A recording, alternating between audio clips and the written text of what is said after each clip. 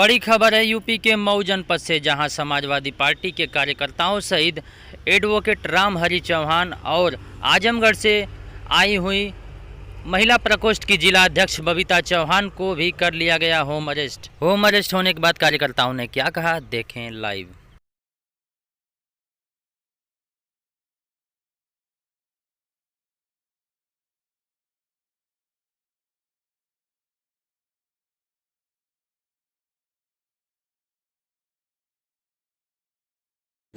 मैं Ramhari Chauhan advocate Samajwadi party का राष्ट्रीय सचिव हूं और मऊ जनपद में मैं डीजीसी क्रिमिनल भी रहा हूं। सर, ये आप घर में नज़रबंद के लिए क्या मामला है आज? देखिए, मामला जो मऊ जनपद में इधर जो घटनाक्रम हुआ है, पहली घटना जो कैबिनेट मंत्री दारा सिंह चौहान के तस्वीर पर जो देवेंद्र सिंह है, जो अपने को करनी सेना का जिला अध्यक्ष कह रहा है, उसने जूतों चप्पलों से मारने का काम किया, थूकने का काम किया। उस होर्डिंग पर हमारे माननीय प्रधानमंत्री जी का फोटो, मुख्यमंत्री जी का फोटो और गृह मंत्री जी का फोटो, तमाम सारे बड़े लोगों के फोटो हैं। उसके खिलाफ तो सीओ साहब गैंगस्टर और गुंडा एक्ट की बात कर रहे हैं। इस स्थिति में उसके ऊपर एनएसए रासुका की कार्रवाई होनी चाहिए। दूसरी घटना, उस घटना पर मैं बहुत टीका टिप्पणी नहीं करूंगा जो दारा सिंह चौहान के साथ हुई, क्योंकि वो खुद सक्षम है, कैबिनेट में योगी आदित्यनाथ के कैबिनेट के मंत्री हैं, वो सक्षम हैं देवेंद्र सिंह के खिलाफ कार्रवाई करने के लिए। लेकिन जो दूसरी घटना, हमारे पार्टी के नेता, समाजवादी पार्टी के जो पिछड़ा वर्ग प्रकोष्ठ के प्रदेश सचिव रहे हैं, उनको कलेक्ट्रेट परिसर में जहां डीएम साहब बैठते हैं, सभी लोग बैठते हैं, बड़े अधिकारी आला कमान बैठते हैं, वहां उस परिसर में जहां आप असलहा ले जाना भी वर्जित है, उस जगह पर वह करनी सेना का जो देवेंद्र सिंह है, वह उनको मारने का काम किया, बुरी तरह से मारने का, दौड़ा कर मारने का काम किया। यह बहुत ही निंदनीय है। और दूसरी बात, समाजवादी पार्टी के राष्ट्रीय अध्यक्ष, जिनका एक विश्व में उनका एक कीर्तिमान है, उनको चैलेंज देने वाला हमारे नेता रमाकांत यादव को चैलेंज दे रहा है देवेंद्र सिंह।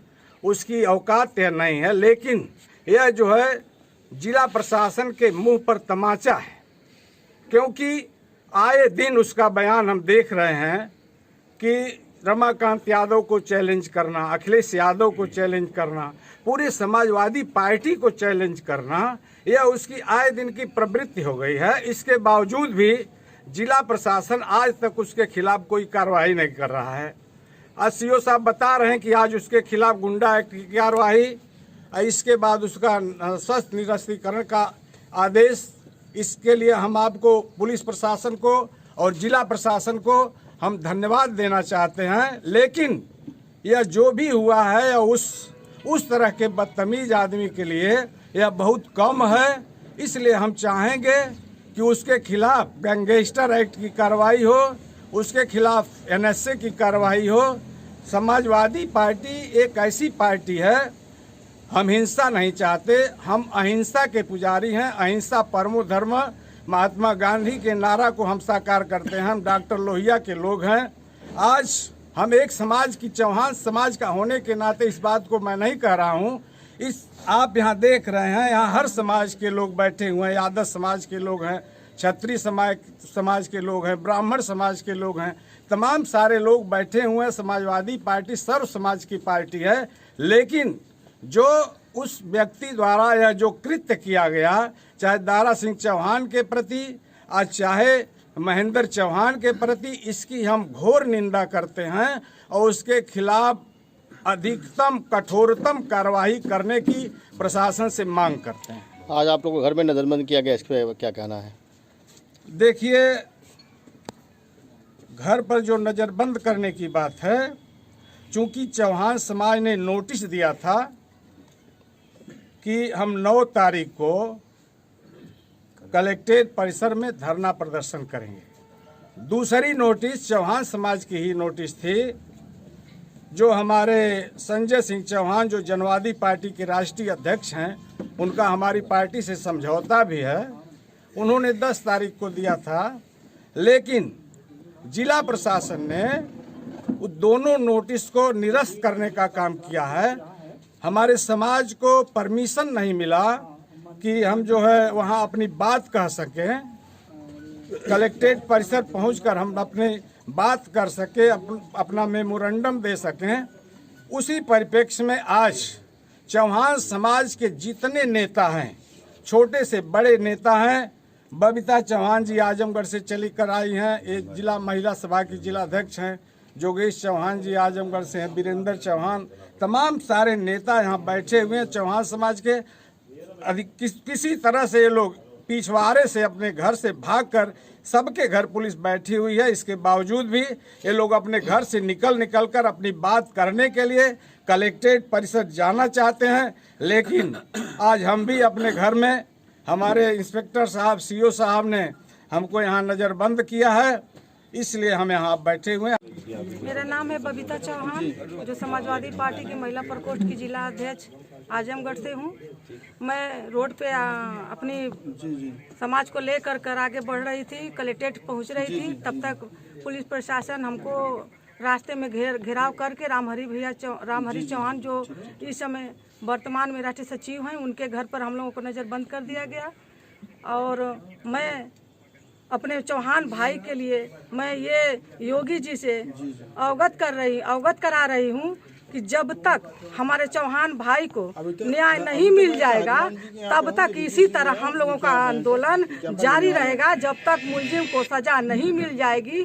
जो धाराएं जो रामहरी चौहान जी जो अभी राष्ट्रीय सचिव जी हैं, हमारे बड़े भाई जो बोले हैं, अगर उनके बातों को संज्ञान में लेते हुए अगर प्रशासन धाराएं नहीं लगा रही हैं, तो इससे भी बड़ा जन आंदोलन हम लोग करेंगे, पूरे उत्तर प्रदेश में करेंगे। और योगी जी को मैं समझा दे रही हूँ, आप अपने अंधभक्तों को समझा दीजिए कि अगर इसी तरह व्यवहार करते रहेंगे तो चौहान समाज अब जग गया है, और आगे चल कर चौहान समाज पूरे उत्तर प्रदेश में योगी जी से लड़ाई करने के लिए सारी महिलाएं तैयार हैं, सारे समाज के हमारे भाई तैयार हैं।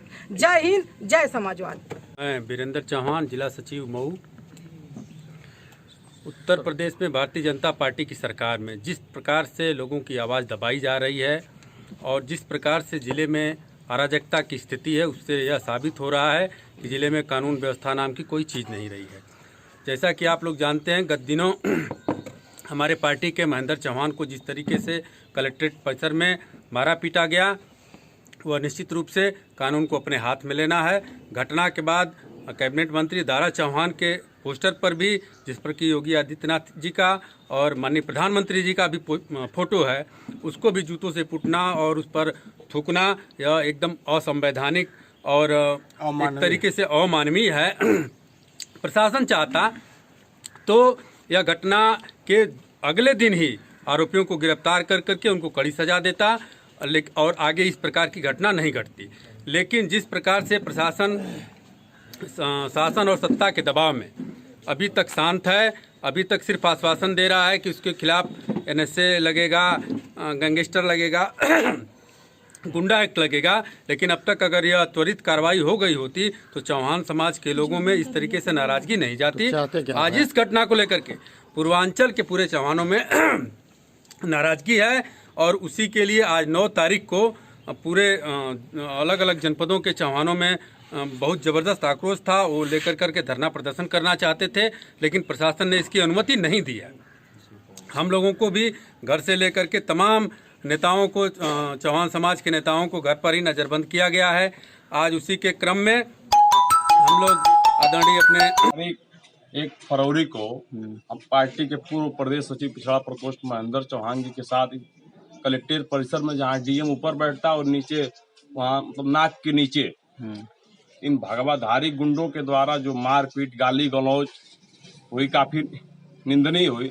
और उसके साथ साथ उनके ऊपर मुकदमा भी हुआ, लेकिन पुलिस पकड़कर एक बस खाना पूर्ति करके उनको तुरंत छोड़ने का भी काम कर दिया।